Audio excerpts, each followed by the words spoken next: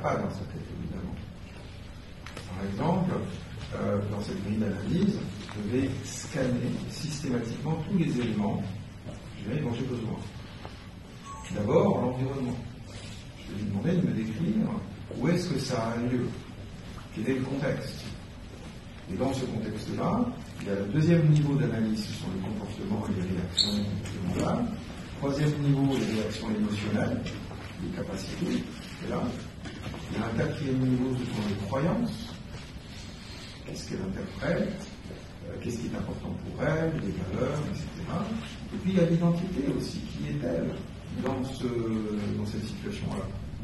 Il y a plusieurs éléments qui sont cachés, si vous voulez, qui sont inconscients ou implicites, si vous voulez. Et en fonction de cette analyse-là, on va savoir à quel niveau se situe le problème.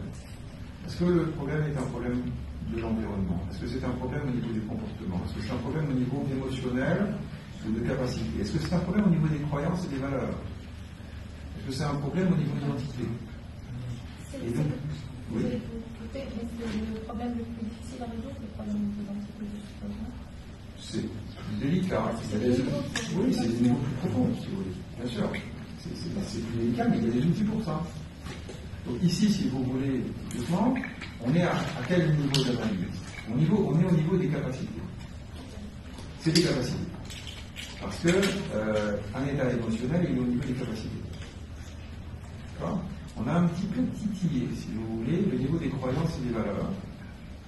Parce que j'ai supposé que si il se passe un salon, etc., c'est qu'il y a une partie inconsciente qui estime que c'est important. Donc il y a une valeur qui est progresser, évoluer, etc. Donc elle a une bonne raison de se mettre du stress. Elle a envie d'être à la hauteur. D'accord? Donc ce qui veut dire qu'on ne peut pas bêtement faire un ancrage, si vous voulez, sans prendre en considération qu'il y a une partie inconsciente qui pourrait ne pas être d'accord du tout, qu'elle s'en fout, ou qu'elle soit en paix, parce que ça va complètement à l'encontre de son intention fondamentale qui est que, écoute, bouge-toi quand même, allez, il faut que... donc c'est elle qui génère le stress. Mais par contre, j'ai fait autre chose en amont que l'ancrage, qui n'était pas marqué, j'ai fait un recadrage, j'en ai fait plusieurs des recadrages. Les recadrages, c'est des changements de croyance, des changements d'interprétation.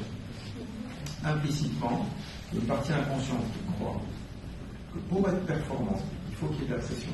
Pour qu'elle progresse, il faut qu'elle se fasse un savon. Cause-effet. C'est une croyance de cause-effet. Et là, je fais un recadrage, je dis, pour que tu puisses apprendre, il faut que ça soit silencieux. Parce que c'est dans le silence que tu peux prendre conscience. Alors là, la partie, celui qui est responsable du progrès, elle fait bloops. Elle se dit, mais attends, je suis d'accord avec ça, en fait, je veux bien. Mais en fait, tout ce que je suis en train de faire, ça va à l'encontre de... Oh, pardon.